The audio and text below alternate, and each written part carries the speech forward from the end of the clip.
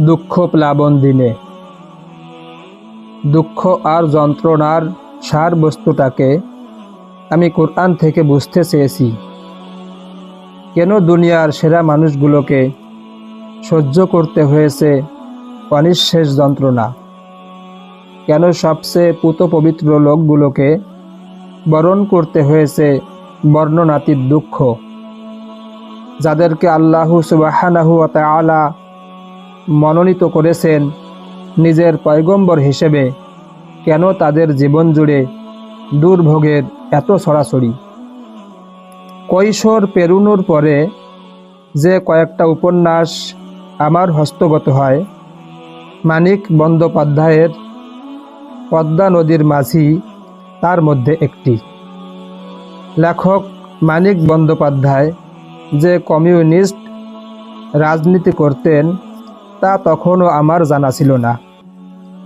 ব্যক্তি লেখকের বিশ্বাস, রাজনীতি আর দর্শনের প্রভাব তার লেখালেখিতে থেকে যাওয়া স্বাভাবিক। মানিকের উপন্যাসটাও তার ব্যতিক্রম ছিল না। তার বহুল পঠিত সেই উপন্যাসের একটা জায়গায় জেলে পাড়ার বাসিন্দাদের দুঃখ আর কষ্টে ব্যথিত হয়ে মানিক বলেছেন, ঈশ্বর থাকেন ওই ভদ্রপল্লীতে, এখানে তাহাকে খুঁজিয়া পাওয়া যাইবে না। কেতুপুর নামের একটা গ্রাম, সেই গ্রামে বহু বছর ধরে বাস করছে জেলে শ্রেণীর কতিপয় লোকজন। অবর্ণনীয় দুঃখ আর কষ্টে তাদের জীবন কাটে। সভ্যতা থেকে দূরে, আলোকায়ন থেকে পিছিয়ে থাকা কেতুপুর গ্রামের এই লোকদের জীবন যন্ত্রণার জন্য লেখক মানিক বন্দ্যোপাধ্যায়ের কাছে ঈশ্বরকেই দায়ী বলে মনে হয়েছে। কারণ সহজ সরল, কারোও সাথে পাশে না থাকা এই মানুষগুলোকে জীবনের ঘানি টানতে সীমাহীন এক যন্ত্রণার ভেতর দিয়ে যেতে হয়। অথচ যারা অসৎ, যাদের মাঝে মনুষ্যত্বের বালাই নেই, যারা লোক ঠকায়, মানুষকে শোষণ করে, কি নিশ্চিন্ত আর নির্ভাবনায় কাটে তাদের জীবন।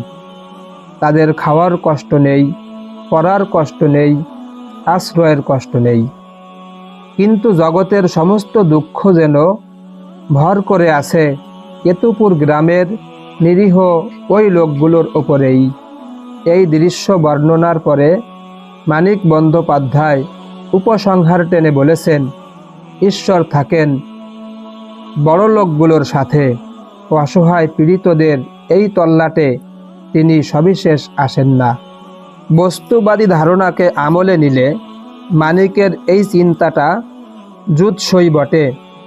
এই ধারণা যেহেতু বস্তুগত ব্যাপারাদির দৃশ্যমান অবস্থা দেখে উপসংহার টানে এবং এই তত্ত্বের যেহেতু বিষয়ের মর্মে পৌঁছে চিন্তা করার ক্ষমতা নেই, তাই কেতুপুর গ্রামের লোকজনের দুঃখ দুর্দশা দেখে মানিক সেখানে ঈশ্বরের অনীহা, অবহেলা আর অযত্ন খুঁজে পাবেন এবং ভদ্রপল্লীর লোকজনের বিলাসী আর স্বাচ্ছন্দ্যময় জীবনযাপন দেখে সেখানে খুঁজে পাবেন ঈশ্বরের অবারিত করুণাধারা। এটাই স্বাভাবিক।